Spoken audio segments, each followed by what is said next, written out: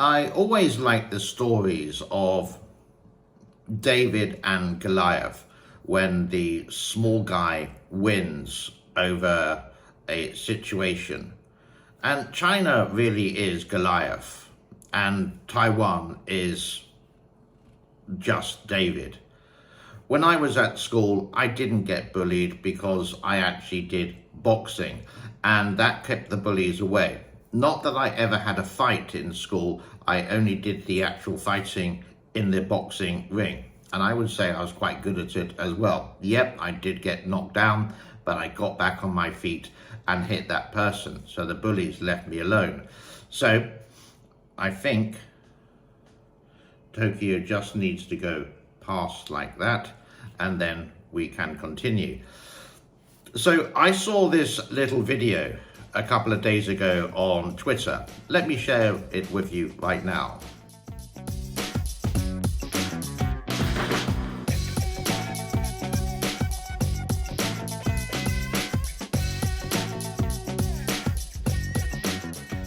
Even though it's a comedy sketch, it does remind me of China and Taiwan. It does remind me of David and Goliath. China doesn't have a good history. Modern China related to being a bully. They invaded Tibet, for example, in the 1950s. They tried to invade Vietnam in the 1970s. Now, you ask a CCP shill, a Westerner who lives in China, any of these stories, they will deny it and they will say taking back their own land. China would say related to Tibet, basically they were liberating Tibet from the West.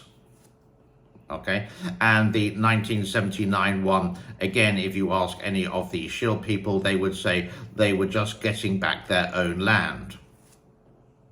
Okay. This is different stories. And quite often we would see skirmishes in the southwest of China and the northwest or the northeast of India related to land ownership, whatever it is. China just bullies. And they would say, we have never invaded and never will invade another foreign land. Okay, let's wait to see what happens with that. Now, regardless of the politics related to Taiwan, whether you agree it's a country, whether you agree it's a province of China, that set aside, I don't think the Taiwanese people want reunification or to be part of mainland China. Yes, they are Chinese. We all sort of know the very complicated history between the two powers to be. But I would say that a lot of Taiwanese people just want the minimum, like a independent state, or just let the status quo happen, because they're very big trading partners with each other. So if it actually happened, it would be sort of like if China says enough is enough and they do invade, then what's going to happen? Well, that would be a 2-hour video to explain the least.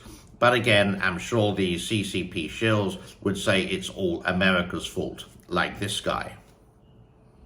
Taiwan looks at Hong Kong. Now, Hong Kong was handed back to China in 1997 after 99 years of rule from the United Kingdom.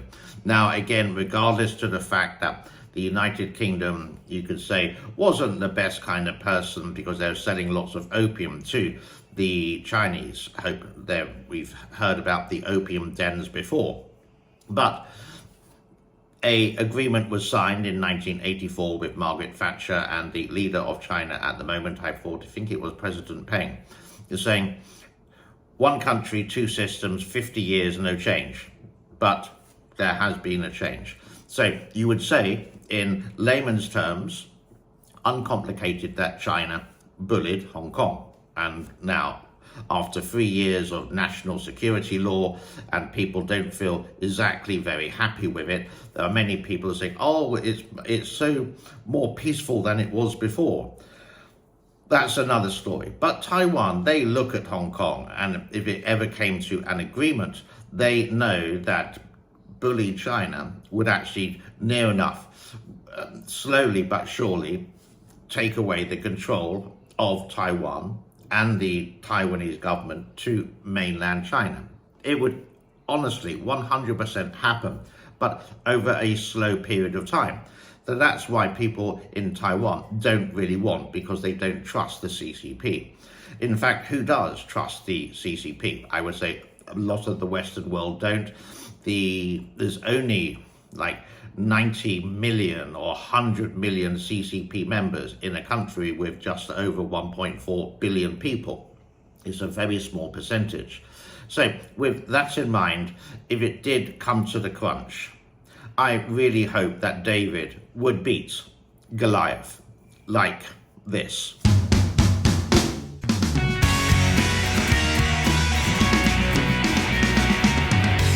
And if China did actually lose this conflict, then what would happen? Well, like the end of the video, they would be crying like a baby. Not the people of China, the government of China. They would be humiliated. They would lose face. Xi Jinping would step down, for example. What is the point of this video?